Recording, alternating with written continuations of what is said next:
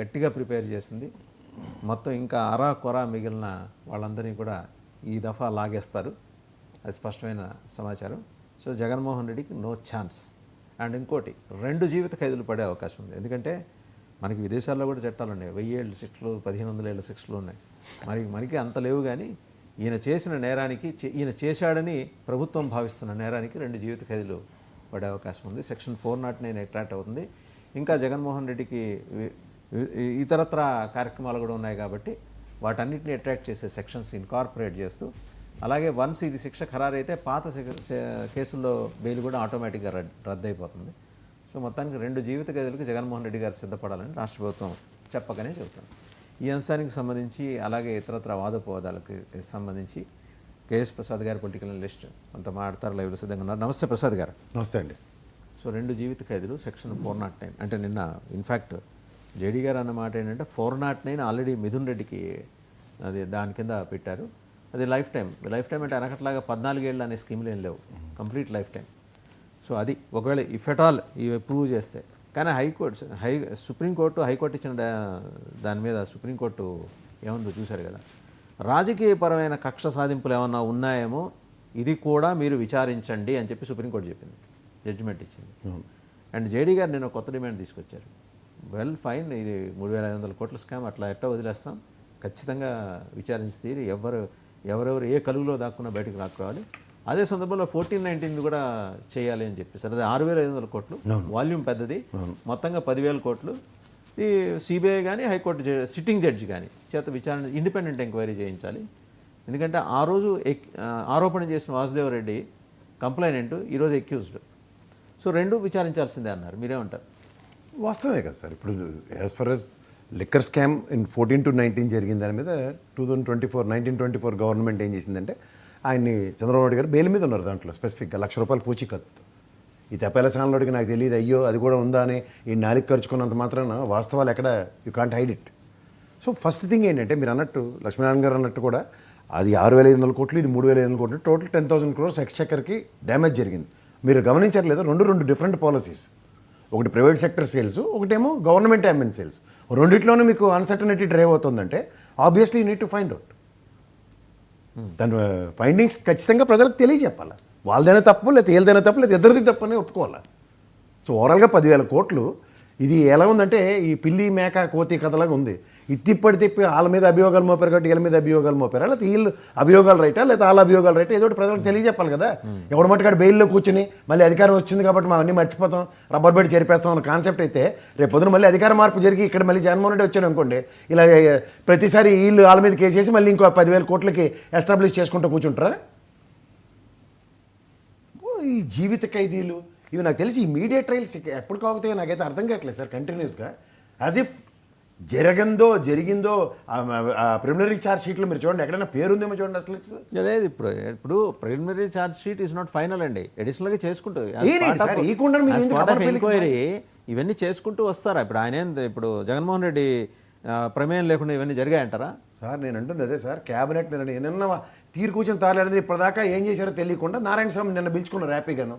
నిన్న పిలిచి విచారిస్తే ఇంకా ఆరోగ్యం పోలేదు, నేను ఇవాళ రాను రేపు వస్తానని ఏం చెప్పాడు. ఎక్సైజ్ మినిస్టర్ని ఇన్వాల్వ్మెంట్ చేయకుండా, వాసుదేవరెడ్డిని ఏ ప్రాతిపదికకు బెయిల్ ఇచ్చారో చెప్పకుండా, ఏమీ లేకుండా ఇవాళ మళ్ళీ మిథున్ రెడ్డిని తీసుకొచ్చాం, మిథున్ రెడ్డి తాతయ్యని తీసుకొచ్చాం, మిథున్ రెడ్డి సొట్టపోడికి వేలు విరిచిన గోరు విరిచిన ఎస్టాబ్లిష్ అయింది కదండి. పిఎల్ఆర్ ప్రాజెక్ట్స్లో దానికి సంబంధించి మిథున్ రెడ్డి ఇన్వాల్వ్మెంట్, అలాగే దాన్ని ఆయన ఎన్నికల అఫిడవిట్లోనే చెప్పాడు 44.47 crores లయబిలిటీస్ ఉన్నాయని. అది that has been linked with this scam. దానికి ఫండ్స్ డైవర్ట్ అయిన విషయం వాళ్ళు మెన్షన్ చేశారు కదా అందులో. నాకు తెలియకడుగుతారు, ఈడ్చి కొడితే సీజ్ చేసిన 64 కోట్లు ఎన్నో చెప్తున్నారు వాళ్ళు. 64 కోట్లు వీళ్ళు మొత్తం ప్రపంచం తిరగబెట్టేశారంటే 3,500 కోట్లు, 64 కోట్లు వస్తాయి సార్. ఓపిక కావాలి, ఓవర్ నైట్ జరిగిపోతుంది కదా. 40 మంది దగ్గర పెట్టారు, 42 మందికి ఇంకొక 150 మందిని పెట్టమని. ఒక ఇంట్లో 1 కోటి 2 కోట్లు తీసుకొచ్చి దాన్ని అక్యుములేటెడ్ ఫిగర్ చూపించండి. మీరు అన్న మాటలు కూడా వచ్చాయండి. ఏది రోజుకి 2 కోట్లు, నెలకు 60 కోట్లు, సంవత్సరానికి 720 కోట్లు, 5 ఏళ్ళకి 3,600 కోట్లు. ఇవన్నీ హైపోథెటికల్ అని మీరు అంటారు, మీలాంటి వాళ్ళని అంటారు. వాళ్ళ దగ్గర సాక్ష్యాలు ఉన్నాయి కదా. సాక్ష్యాలు అంటే కోర్టుకి ఇవ్వట్లే కదా. ఇస్తారండి. ఎప్పుడు సంవత్సరం అయింది ఇదే పంచాయతీ, రోజు చెవులు పుల్లెడిపోతున్నాయి. ఇప్పుడు మొదలైంది కదా. అలా కదండి, గత ప్రభుత్వంలో చేసిన కేసుకి సాక్ష్యాలు ఎవడో ఇవ్వడు, బెయిల్ మీద హ్యాపీగా ఉంటారు. ఇప్పుడు సాక్ష్యాలు ఎవరు బెయిల్ మీద ఉంటారు, 2 రోజుల్లో బెయిల్ వస్తుంది అంటే కోర్స్ ఈ లాయర్లతో అయితే జరిగే పని కాదు కానీ సార్, వాళ్ళకంత దగ్గర చూపులు అయితే లేదు. వీళ్ళకి భరోసా ఏంటంటే ఈ లీగల్ టీంతో చేత కాదు వాళ్ళకని విషయం ఎస్టాబ్లిష్ అయిన తర్వాత జగన్మోహన్ అరెస్ట్ని ఏమీ కాకుండా చెప్పుకోగలుగుతాం.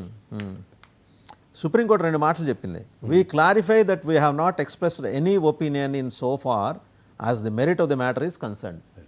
మ్యాటర్ మెరిట్కి సంబంధించి మేము ఏ రకమైన అభిప్రాయాన్ని వ్యక్తం చేయలేదు. We have made our selves clear that we would not like to look in to the material which has now been brought on record by the state. దాంట్లో కూడా మాకు ఆసక్తి లేదు, అదేదో మీరే చూసుకోండి అని చెప్పేసి హైకోర్టుకి చెప్పింది. హైకోర్టు రాజకీయపరమైన కక్ష సాధింపులు అలాంటివి ఏమన్నా ఉన్నాయి అని మీరు భావిస్తే దాని మీద కూడా లోతుగా విచారణ జరపండి అని సుప్రీంకోర్టు ఆదేశం. ఇప్పుడు ఓకే, ఆయనకి మిథున్ రెడ్డికి బెయిల్ రిజెక్ట్ అయింది. రిజెక్ట్ అయిన దాంట్లోనే ఈ అంశాలన్నీ కూడా సుప్రీంకోర్టు చెప్పింది. ఇప్పుడు అలాగే దీనికి అసలు యాంటిసిపేటరీ బెయిల్ నీ మీద అభియోగం మోపినందుకు యాంటిసిపేటరీ బెయిల్ అంటే అభియోగం తాత్పర్యం ఏంటన్న దాని మీద కదా కోర్టు కింద కోర్టుకి ఇచ్చింది, హైకోర్టుకి. ఇప్పుడు ఈ క్రెడెన్షియల్స్లో ఇవాళ ఇతనికి బెయిల్ అన్నది ఇన్విటబుల్లా కాదా అన్నది ఫస్ట్ పాయింట్. బెయిల్ తర్వాత పర్యవసానాలు ఏంటి? ఇంకో 4 మళ్ళీ విజయసాయి రెడ్డి ఖాళీగా ఉంటాడు కాబట్టి పిలిచి ఇంకో 5-6 పేర్లు చెప్పి వాళ్ళు మళ్ళీ పీకులాడుకుంటూ కూర్చోవాలి అంతే. అంటే సగం ఉద్యోగం విజయసాయి రెడ్డి చేశాడండి, ఇందులో డౌట్ ఏం లేదు. అంతే, ఆ పాత కక్షలన్నీ తీర్చుకుంటున్నాను అంతకన్నా మొత్తం అంటే ఇప్పుడు ఆయన ఎవరు రాజ్ కసిరెడ్డి అనే ఒక చిన్న డిస్టిలరీ నడుపుకుంటున్నా, ఆయన అక్కడ దాకా తీసుకొచ్చింది విజయసాయి రెడ్డి కదా. చిన్న డిస్టిలరీ నడుపుకుంటాం లేదో నాకు తెలీదు. అయితే 100 కోట్లు అప్పించారని చెప్పిన దరిద్రాన్ని తీసుకొచ్చి ఈడీని నెత్తికి పెట్టింది ఈ కేసులో అతనే. వాళ్ళిద్దరికి పర్సనల్గా తగలడిన దానికి ఈ కేసుకి ఏం సంబంధం? మరి అది చెప్పాలి. ప్రతిదాన్ని మీరు ఒక పెద్ద హెడ్డింగ్ పెట్టారు, ఒక నిమిషం సార్, పెద్ద హెడ్డింగ్ పెట్టారు లిక్కర్ స్కామ్ అని. సో ఇందులో విజయసాయి రెడ్డి ఎవడోడికైతే చిల్లర పంచాయతీలు ఇచ్చుకున్నాడో, ఎవడోడికైతే అప్పులు ఇచ్చుకున్నాడో వాళ్ళందరినీ ఈ దరిద్రంలోకి తీసుకొచ్చి ఇదేంటిది నాకు అర్థం కాదు. రాజకేష్ రెడ్డి అండ్ విజయసాయి రెడ్డి అనేది ఈడీ కేసు, వాళ్ళిద్దరు పర్సనల్ పక్క తీసుకొని తగలడం అనంటే.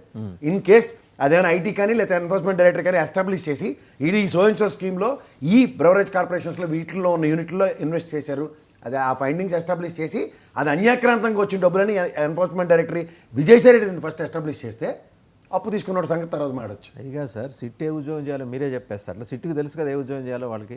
సిట్కి ఏ ఉద్యోగం చేయాలంటే ఇది తీసుకొచ్చి ఇప్పుడు నాకు తెలియక అడుగుతా సార్. విజయసాయి రెడ్డి బయటకు వచ్చి నేను 100 కోట్లు రాజకేష్ రెడ్డికి ఇచ్చాను అన్నాడు. లెక్క వ్యాపారంలో 100 కోట్లు ఇన్వెస్ట్ చేసుకోవడానికి ఆయన డబ్బులు ఇచ్చుకోవడానికి ఇన్వెస్టర్ ప్రాస్పెక్ట్లో సిట్కి ఏం సంబంధం? నేను డైరెక్ట్గా అడుగుతున్నా. సిట్కి చేయవలసిన పని ఏంటంటే ఎన్ఫోర్స్మెంట్ డైరెక్టరీ వీళ్ళు ఇచ్చిన రికమెండేషన్స్తో వాళ్ళు ఎస్టాబ్లిష్ చేసుకుంటారంటే ఈ విజయసాయి రెడ్డి చాడీని నమ్ముకునే ముందుకు వెళ్తున్నారు కదా. రైట్, అది క్వశ్చన్ చేయాల్సింది ఎవరు? యువతల వాళ్ళు. యువతల వాళ్ళు ఏంటంటే మిథున్ రెడ్డి తరఫున ఆయనలు అడగాలి.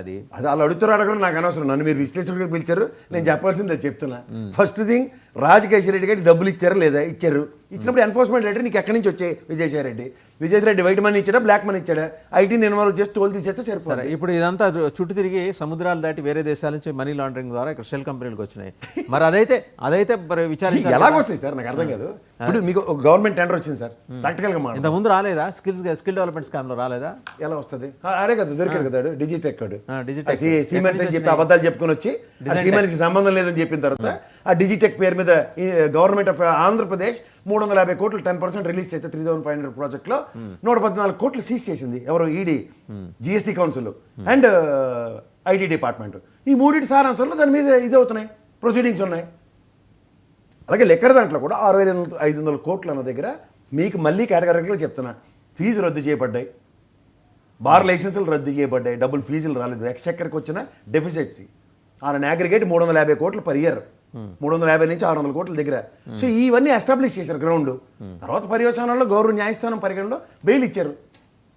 ఆయన బెయిల్ మీద ఉన్నారు. తర్వాత ఎలక్షన్లో ఆయన గెలిచారు, ముఖ్యమంత్రి అయ్యారు. ఇప్పుడు ఈ పరిస్థితుల్లో ఈ 3500 కోట్లు అన్నదాన్ని ఎస్టాబ్లిష్ చేయడానికి